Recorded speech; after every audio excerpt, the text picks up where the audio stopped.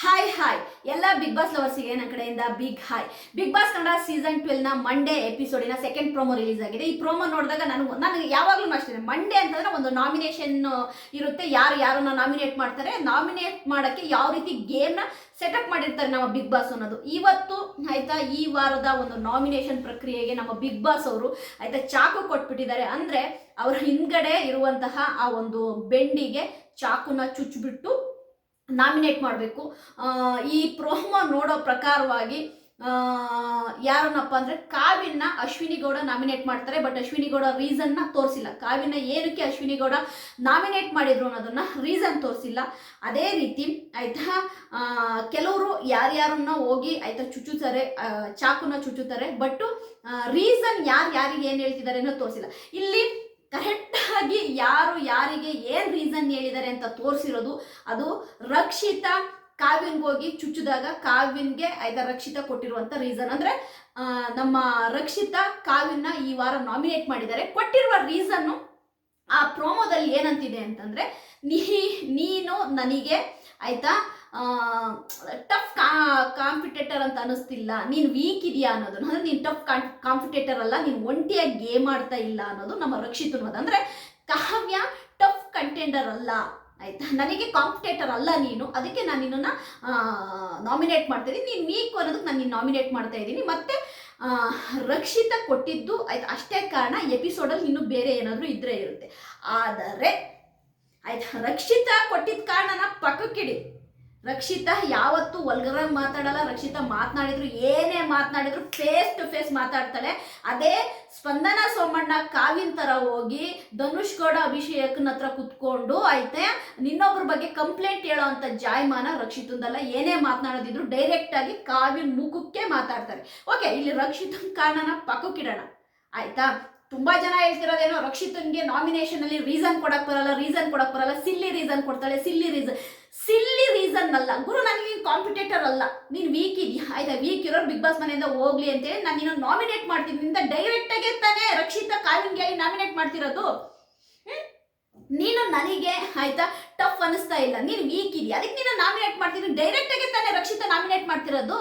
ಅದನ್ನ ಅಕ್ಸೆಪ್ಟ್ ಮಾಡ್ಕೊಳ್ಳಿ. ಸಿಲ್ಲಿ ರೀಸನ್ ಅಂತ ನೀವು ಹೆಂಗ್ ಅಂತೀರಾ? ನನಗೆ ಸರಿಸಮವಲ್ಲದ ಕಂಟೆಸ್ಟೆಂಟು ಟಾಪ್ ಅಂದರೆ ನನಗೆ ಆಯ್ತಾ ಕಾಂಪಿಟೇಟರ್ ಅಂತ ಅನ್ನಿಸ್ತಿಲ್ಲ, ನಾನು ಹಾಗಾಗಿ ನಾಮಿನೇಟ್ ಮಾಡ್ತಿದ್ದೀನಿ ಕಾವ್ಯನ್ಗೆ. ಯಾಕೆಂದ್ರೆ ಕಾವ್ಯ ಕರೆಕ್ಟಾಗಿ ಗೇಮ್ ಆಡ್ತಿಲ್ಲ, ಹಾಗಾಗಿ ನಾನು ನಾಮಿನೇಟ್ ಮಾಡ್ತೀನಿ. ಅದರಲ್ಲಿ ಏನಿದೆ, ಸಿಲ್ಲಿ ರೀಸನ್ ಏನಿದೆ? ರಕ್ಷಿತಾ ಕೊಟ್ಟಿರುವ ಕಾರಣ ಸೂಪರ್ ಆಗೇ ಇದೆ. ನಾನು ಇಷ್ಟು ದಿನ ನೋಡಿರೋ ಪ್ರಕಾರವಾಗಿ ಆಯ್ತಾ ಕಾವ್ಯ ಒಂಟಿಯಾಗಿ ಗೇಮ್ ಆಡ್ತಾ ಇಲ್ಲ, ಬರೀ ಗಿಲ್ಲಿ ಹಿಂದ್ಗಡೆ ಇಟ್ಕೊಂಡು ಗೇಮ್ ಆಡ್ತಾ ಇದ್ದಾರೆ ಆಯ್ತಾ, ಗುಂಪು ಕಟ್ಕೊಂಡು ಗೇಮ್ ಆಡ್ತಿದ್ದಾರೆ. ಬಿಟ್ರೆ ಒಂಟಿಯಾಗಿ ಕಾವ್ಯ ಗೇಮ್ ಆಡ್ತಾ ಇಲ್ಲ. ಓಕೆನಾ? ಓಕೆ, ಎಲ್ಲ ರೀಸನ್ನು ನಾನು ಪಕ್ಕಕ್ಕೆ ಇಡ್ತೀನಿ. ಆದರೆ ಕಾವ್ಯ ಆಯ್ತಾ, ನಾನು ಮೆಚುರಿಟಿ ಇರೋ ಅಂತ ಹೆಣ್ಮಗಳು ಅಂತ ಮಾಡಿದ್ದೆ. ಕಾವ್ಯ ಕಾಲು ತೋರಿಸ್ಬಿಟ್ಟು ಚಪ್ಪಲಿ ತೋರಿಸ್ಬಿಟ್ಟು ನನ್ನ ಚಪ್ಪಲಿ ಸಮ ನೀನು ಹೋಗು ಅನ್ನೋದಿದೆಯಲ್ಲ, ಅದು ನಿಜವಾಗ್ಲೂ ತುಂಬಾ ತುಂಬಾ ತಪ್ಪು. ಇದ್ರ ಬಗ್ಗೆ ಸುದೀಪ್ ಸರ್ ಅವ್ರು ಕೇಳಲೇಬೇಕು. ಕೇಳ್ತಾರೆ ಅಲ್ಲ. ನನಗೆ ನೋಡಿ, ರಕ್ಷಿತಾ ನಾಮಿನೇಟ್ ಮಾಡಿದ್ದು ಕಾವ್ಯ ಆ ಕ್ಷಣಕ್ಕೆ ಏನ್ ಅನ್ಸುತ್ತೆ ಅದನ್ನ ಹೇಳ್ಬೇಕು.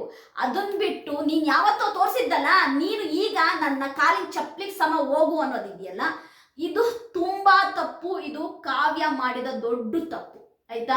ನೋಡು ಕಾವ್ಯ, ಯಾರೂ ಕೂಡ ನಿನ್ ಚಪ್ಪಲಿಗೆ ಸಮ ಅಲ್ಲ. ರಕ್ಷಿತಾ ಕೂಡ ಒಬ್ಬ ಕಂಟೆಸ್ಟೆಂಟು ಆಯ್ತಾ. ಅವ್ರು ಯಾವುದೇ ಆಯ್ತಾ, ನೀವ್ ಹೇಳ್ತೀರಾ ಟಾಟಾಡಿ ಅಂತೇಳಿ, ಅದು ಯಾವುದೂ ಅಲ್ಲ ಆಯ್ತಾ. ಸ್ಟ್ರಾಟರ್ಜಿ ಅಂತ ಹೇಳ್ತೀಯಲ್ಲ, ಅದು ಯಾವುದೂ ಅಲ್ಲ. ಅವಳು ಪಾಡಿಗಳು ಗೇಮ್ ಆಡ್ತಾ ಇದ್ದಾರೆ. ನಾನು ಇಲ್ಲಿ ರಕ್ಷಿತನ ಪರ ಮಾತಾಡ್ತಿಲ್ಲ. ಅಲ್ಲಿ ಏನೋ ಆ ಪ್ರೋಮೋದಲ್ಲಿ ನೋಡಿದೆ, ನಾನು ಅದನ್ನ ಮಾತಾಡ್ತಾ ಇದ್ದೀನಿ. ಕಾವ್ಯ ಮಾಡಿದ ತುಂಬಾ ತಪ್ಪು. ನನ್ನ ಚಪ್ಪಲಿಗೆ ಸಮ ಅಂತೇಳಿ ಚಪ್ಪಲಿನ ತೋರಿಸಿದ್ದು ತುಂಬ ತಪ್ಪು ಆಯ್ತಾ. ಅದಲ್ದೇನೆ ಆಯ್ತಾ, ಆ ಬಾಡಿ ಲ್ಯಾಂಗ್ವೇಜ್ ಇದೆಯಲ್ಲ ಕಾವ್ಯಂದು. ಕಾವ್ಯ, ನಾನು ನಿನ್ನನ್ನು ತುಂಬ ಮೆಚುರಿಟಿ ಇರೋಂಥ ಹುಡುಗಿ ಅಂತ ಮಾಡಿದೆ. ಬಟ್ ನೀನು ಆ ರಕ್ಷಿತ ಚಿಕ್ಕ ಹುಡುಗಿ ಆದ್ರೂ ಆ ಹುಡುಗಿಗಿರೋ ಮೆಚುರಿಟಿ ಕಾವ್ಯನ್ಗಿಲ್ಲ. ನಾನಿಲ್ಲಿ ಕಾವ್ಯನ ಬ್ಲೇಮ್ ಮಾಡ್ತಿರೋದಲ್ಲ, ಕಾವ್ಯ ಉಪಯೋಗಿಸಿದ ಪದಗಳು ತುಂಬಾ ತಪ್ಪು ಆಯ್ತಾ. ಕಾಲು ತೋರಿಸ್ಬಿಟ್ಟು ಚಪ್ಪಲಿ ತೋರಿಸ್ತಿದ್ದಾರೆ, ಬೇಕಾದ್ರೆ ನೋಡಿ, ಚಪ್ಪಲಿ ತೋರಿಸ್ಬಿಟ್ಟು ನೀನು ಅದಕ್ಕೆ ಸಮ ನೀನು ಹೋಗು ಅಂತ ಆಯ್ತಾ. ನನ್ನ ನೋಡಿಲಿ ಈ ಚಪ್ಪಲಿಗೆ ಸಮ ಅಂತ ಬಾಯಲ್ಲಿ ಹೇಳಿಲ್ಲ, ನೀನು ನನ್ನ ಅದಕ್ಕೆ ಸಮ ಹೋಗು ಅಂದಿದ್ದಾರೆ.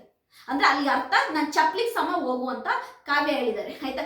ಕಾವ್ಯ ಹಾಗಾದ್ರೆ ಮಾಡಿದ ತಪ್ಪಲ್ವಾ? ನಾಮಿನೇಷನ್ ಅಲ್ಲಿ ಗುದ್ದಾಡ್ಕೊಳ್ಳಿ, ಫೈಟ್ ಮಾಡ್ಕೊಳ್ಳಿ, ನಾನು ಅದನ್ನ ತಪ್ಪಂತ ಹೇಳ್ತಾ ಇಲ್ಲ. ಬಟ್ ನಾನು ಚಪ್ಲಿಗೆ ಸಮ ಅಂತೇಳಿ ಅವ್ರು ಚಪ್ಲಿನ ತೋರಿಸಿದ್ದು ತಪ್ಪಲ್ವಾ? ಹಾಗಾದ್ರೆ ಕಾವ್ಯ ಮಾಡಿದ ತಪ್ಪಲ್ವಾ? ನೀವೇ ಹೇಳ್ಬೇಕು ಆಯ್ತಾ ಪ್ರೇಕ್ಷಕರೇ. ಹಾಗಾದ್ರೆ ಕಾವ್ಯ ಮಾಡಿದ್ ಸರಿನಾ? ನಾನು ನಿಮ್ಮನ್ನೇ ಕೇಳ್ತೀನಿ, ನೀವೇ ಕಮೆಂಟ್ ಮಾಡಿ. ಈ ಪ್ರೋಮೋ ನೋಡಿದಾಗ ಸೂಪರ್ ಆಗಿ ಗೊತ್ತಾಗ್ತಾ ಇದೆ ನನಗೆ. ಈಗ ರಕ್ಷಿತಾ ಕಾವ್ಯನ ನಾಮಿನೇಟ್ ಮಾಡಿದ್ರೆ ಕಾವ್ಯ ಅದಕ್ಕೆ ತಕ್ಕದ ರಿಪ್ಲೈ ಕೊಡೋದು ಬಿಟ್ಟು ಆಯ್ತಾ ಚಿಕ್ಕ ಮಕ್ಳು ತರ ನಾನು ಚಪ್ಲಿ ಸಮಾನ ರೀತಿ ಕಾಲ್ ತೋರಿಸಿ ಚಪ್ಲಿ ತೋರಿಸಿದ್ದಿಲ್ಲ, ತುಂಬಾ ತಪ್ಪು. ಇದನ್ನ ಸುದೀಪ್ ಸರ್ ಅವ್ರು ಕೇಳ್ತಾರೆ. ಹಾಗಾದ್ರೆ ನನ್ನ ಪ್ರಕಾರವಾಗಿ ಕಾವ್ಯನ ಹೋಲಿಸಿದ್ರೆ ರಕ್ಷಿತಾ 100 ಪಟ್ಟು ಮೇಲೂ ಒಂಟಿಯಾಗಿ ಗೇಮ್ ಆಡ್ತಾ ಇದ್ದಾಳೆ. ಯಾರ ಒಂದು ಸಪೋರ್ಟ್ ಇಲ್ದಂಗೆ ಗೇಮ್ ಆಡ್ತಾ ಇದ್ದಾಳೆ. ಕಾವ್ಯ ತರ ಗುಂಪು ಕಟ್ಕೊಂಡು ಗೇಮ್ ಆಡ್ತಾ ಇಲ್ಲ, ಗುಂಪು ಕಟ್ಕೊಂಡು ಗೇಮ್ ಆಡ್ತಾ ಇದ್ದಾರೆ. ಆ ಹುಡುಗಿ ಗೊತ್ತಾಗ್ತಾ ಇದೆ, ರಕ್ಷಿತನೂ ಗೊತ್ತಾಗ್ತಾ ಇದೆ ಆಯ್ತಾ. ಮಾಳುನ 11 ಯಾಕೆ ನಿಲ್ಸಿದೀರ ಅಂತೇಳಿ ಕೇಳುವಂಥದ್ದು ಆ ಹುಡುಗಿ ಗೊತ್ತಾಗ್ತಾ ಇದೆ ರಕ್ಷಿತನ್ಗೆ ಆಯ್ತಾ. ಮಾಳು 11 ಯಾಕೆ ನಿಲ್ಬೇಕು? ಮಾಳುಗಿಂತ ಕಮ್ಮಿಯಾಗಿ ಗೇಮ್ ಆಡೋರು ಎಷ್ಟೋ ಜನ ಇದ್ದಾರೆ, ಯಾಕೆ ಅವ್ರನ್ನ ನಿಲ್ಲಿಸ್ತಾ ಇಲ್ಲ? ಫೇವರಿಸಮ್ ಅಂತೇಳಿ ಧನುಷ್ ಗೌಡನಿಗೆ ಕೇಳ್ತಾ ಇದ್ದಾಳೆ ಅವಳು. ಆ ಹುಡುಗಿಗೆ ಅಷ್ಟು ಧೈರ್ಯ ಇದೆ, ಗಟ್ಸ್ ಇದೆ. ಏನು ಕಾವ್ಯ ಹೇಳ್ತಿದ್ಯಲ್ಲ ನಿನಗೆ ಧೈರ್ಯ ಇಲ್ವಾ? ಧೈರ್ಯ ಇಲ್ಲ. ನಾನು ಕೇಳ್ತೀನಿ ಕಾವ್ಯ ನಿನಗೆ ಧೈರ್ಯ ಇಲ್ಲ, ರಕ್ಷಿತನಿಗೆ ಧೈರ್ಯ ಇದೆ, ನಿನಗೆ ಧೈರ್ಯ ಇಲ್ಲ ಅಂತೇಳಿ ಈ ಪ್ರೋಮೋ ನೋಡಿದ್ರೆ ಕರೆಕ್ಟಾಗಿ ಗೊತ್ತಾಗ್ತಾ ಇದೆ. ಇದು ನಿಜವಾಗ್ಲೂ ಕಾವ್ಯ ಮಾತನಾಡಿ ತುಂಬ ತಪ್ಪು. ಅದು ಚಪ್ಪಲಿ ಎಲ್ಲ ತೋರಿಸಿದಂತೂ ತುಂಬ ತಪ್ಪು. ನೋಡೋಣ ಎಪಿಸೋಡಲ್ಲಿ ಏನೇನಾಗುತ್ತೆ ಅಂತ. ಒಟ್ಟಾರೆಯಾಗಿ ಇವತ್ತೆಲ್ಲ ಫುಲ್ ರಕ್ಷಿತನ ಪ್ರೋಮೋಗಳನ್ನೇ ಆಯ್ತಾ. ಜನ ಇವತ್ತು ಸೋಷಿಯಲ್ ಮೀಡಿಯಾದಲ್ಲಿ ಫುಲ್ ರಕ್ಷಿತಂದೇ ಓಡ್ತಾ ಇದೆ. ನೋಡೋಣ. ಆದರೆ ಕಾವ್ಯ ನೀನು ಮಾಡಿದ ತಪ್ಪು, ಯು ಆರ್ ರಾಂಗ್.